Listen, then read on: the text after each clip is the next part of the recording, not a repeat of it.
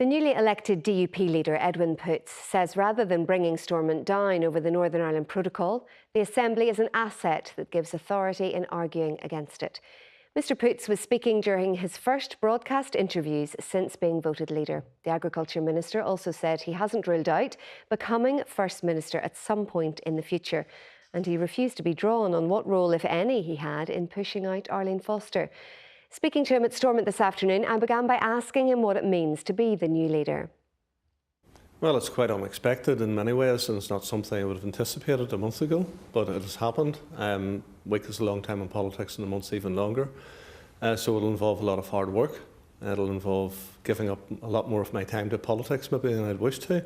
But there's a task to be done, and that task for me is to ensure that we put the union in a better place, that we ensure that the protocol is something that is stripped away and ultimately removed, and that we ensure that all of the people of Northern Ireland are in a better place in my period of time in politics. Were you behind the push to remove Arlene Foster? In terms of all of that, that's an internal DUP politics, and politics is a rough and tumble game, and sometimes people are on the wrong side of it. I would assume that at some stage it may well happen to me. So that is how politics is, and we don't get involved in discussing the internal affairs of the DUP in a public way, but what there is, and it's very real to us, is issues that have been presented to us by the public. And the number one issue that has been presented to us by the public is the protocol, and it's the damage that it's causing.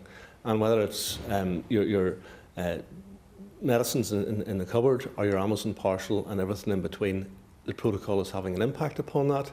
And as the grace periods end, that impact is going to ramp up at a pace. And therefore we need to get to a circumstance and a situation that that never happens. What did Arlene Foster do wrong? I'm not getting into the rights or wrongs of Arlene. Arlene and I have worked for many years together, come into the executive in 2007 together. I've worked as executive colleagues over many departments over many years, and we've done a lot for each other. And politics is politics. We need to focus on the here and now and what happens going forward. Why are you not going to be First Minister then? Well, I believe that there's a real piece of work to do in building the DUP. I believe there's a real piece of work in running the country. And I think that it'd be better if two people paid their attention to that as opposed to one. And, you know, I have my undivided attention towards building the DUP. And the First Minister will have their undivided attention to actually running and managing the country.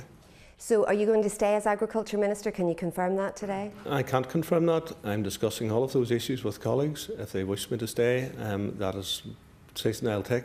And if they don't wish me to stay, that'll not be a problem. But as leader, do you not make that decision? I will make that decision, but I'm working closely with colleagues and identifying who should be doing what roles, identifying people's strengths or weaknesses, and where we can actually have the right people for the right job.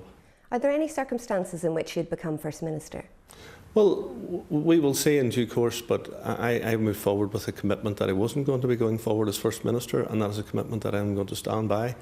And if in the future the members think that it would work better with me as First Minister, then we'll have that discussion. But for this time, I don't have any interest or any intent to do that.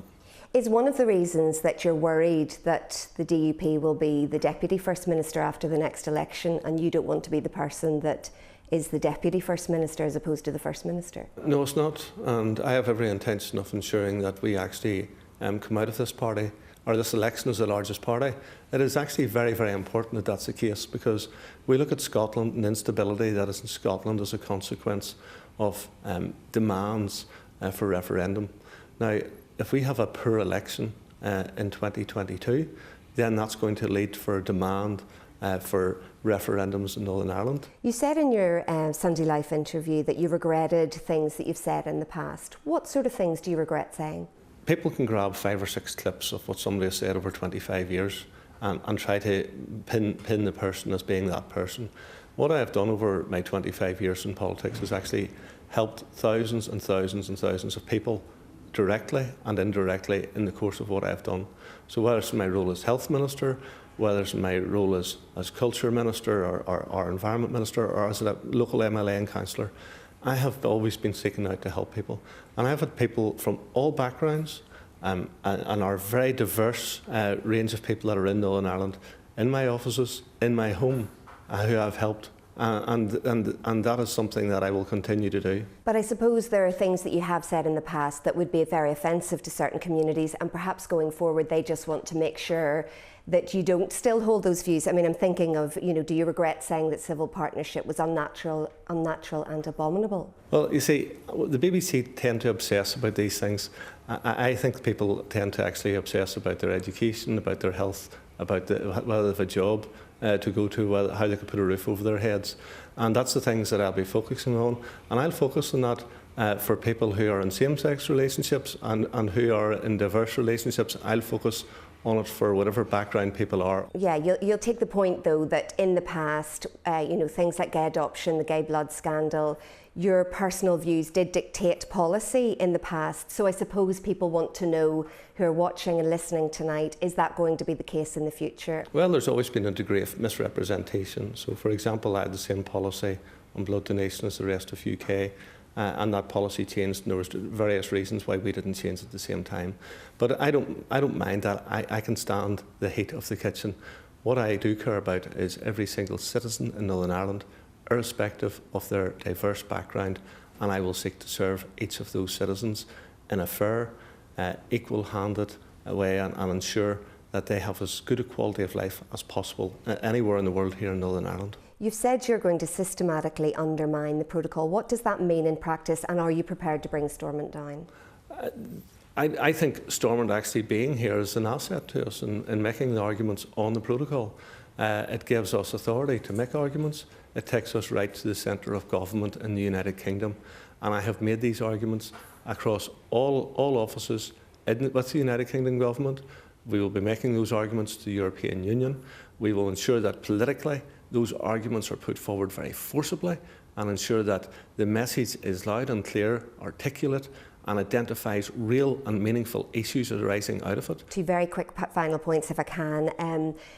Obviously, I think there seems to be sort of unease within the DUP about a kind of caricature of you as far as being a creationist. Can you just clarify for people that don't understand, what are your central beliefs when it comes to creationism?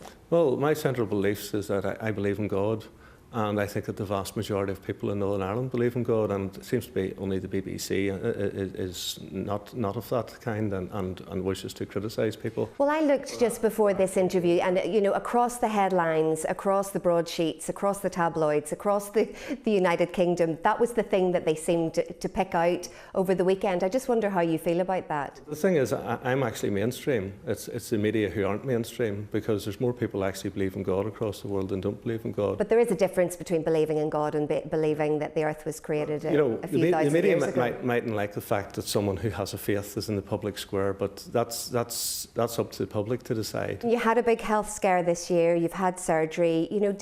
What was that like for you mentally? Was that quite a kind of shocking moment for you, for your family? I'm just thinking about how you felt about that. Well, in the first four and a half months of this year, I've had 2 grandchildren, serious surgery, and now an election to lead the largest party in Northern Ireland. So it hasn't been a bad year thus far in terms of being eventful. We'll see how eventful it is in the rest of it.